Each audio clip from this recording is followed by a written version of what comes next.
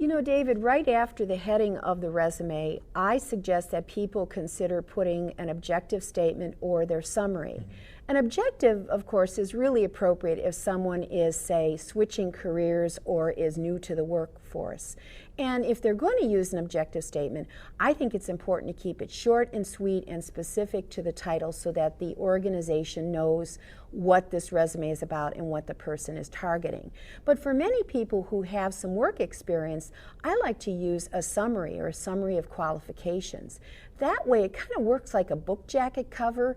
It really gives the employer a real nice snapshot of what the person has to offer. They can provide the kind of job titles that they've held, the amount of experience that they've had, their technical capabilities, as well as some of those soft skills that employers are very, very interested in, such as teamwork, dependability, the ability to work with minimal supervision.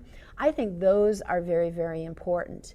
And then, you know, sometimes what I'll also have people do is to really create a list of very focused skills and technical capabilities that are important to the types of jobs that they're looking for.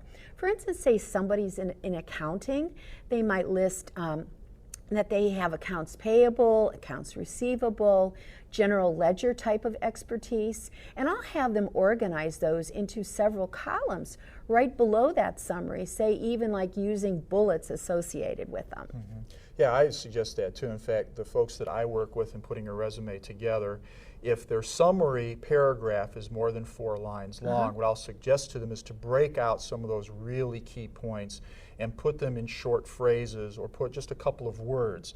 Like you said, we call those bullets, where you're breaking it out and listing them. And sometimes you can even put a little symbol in front of them, like an asterisk or a dot or an arrow, that will really attract the employer's attention to that part of the resume. So even as they do that scan, and usually they only scan it for like 5 to 7 seconds, those things are going to pop right off the page at the employer, and they're not going to miss them, and it's going to help the employer identify that, yes, this is somebody that's got the qualifications, accomplishments, or skills that I'm looking for to fill this particular position.